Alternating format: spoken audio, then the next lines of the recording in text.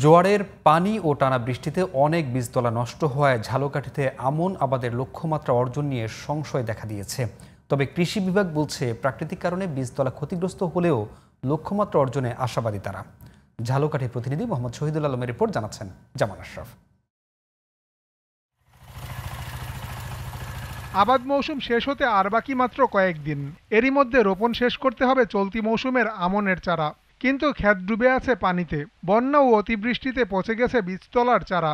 এমন পরিস্থিতিতে বিপাকে পড়েছে ঝালকাঠির কৃষকরা। চাষ খরচ, শ্রমিকের মজুরি, সার, ঔষধসহ আমনের আবাদের প্রয়োজনীয় উপকরণের মূল্য বৃদ্ধিতে দিশেহারা কৃষকরা। কৃষি বিভাগ থেকেও সহযোগিতা না পাওয়ার অভিযোগ তাদের। কৃষি অফিস থেকে আমাদের যথেষ্ট পরিমাণ যেটুকু সহযোগিতা করা দরকার তা আমরা পাচ্ছি না পাওয়ার কারণে আমরা কৃষকরা অনেকেই ক্ষতিগ্রস্ত হচ্ছে। এই সিজনে যতটুকু বীজ সব নষ্ট হয়ে গেছে এই পানির কারণে। পানি আইতেই যায় 5 দিন 7 দিন 10 দিন থাকে, হ্যাঁ তো পচে ধান বৃষ্টির কারণে ধান পচে গেছে। বন্যাপ্রবণ এলাকা হওয়ায় প্রয়োজনের চেয়ে বেশি বীজতলা প্রস্তুত করেছেন কৃষকরা। তাই লক্ষ্যমাত্রা অর্জনে কোনো সমস্যা হবে না বলে জানান কৃষি বিভাগ। যে আমাদের একটু অগ্রিম 15 থেকে 20% জমিতে বীজতলা যেখানে করার সুযোগ আছে সেখানে করা থাকে। এই কারণে আমরা আশা করছি বীজতলায় তেমন কোনো সমস্যা হয় না।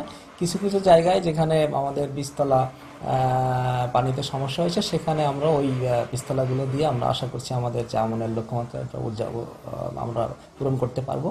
চলতি মৌসুমে কৃষি বিভাগ ঝালকাঠিতে 46,770 হেক্টর জমিতে আমন আবাদের লক্ষ্যমাত্রা নির্ধারণ করা হলেও এ পর্যন্ত আবাদ হয়েছে মাত্র 6,000 হেক্টর জমিতে। জামান আশরাফ, জিটিভি নিউজ।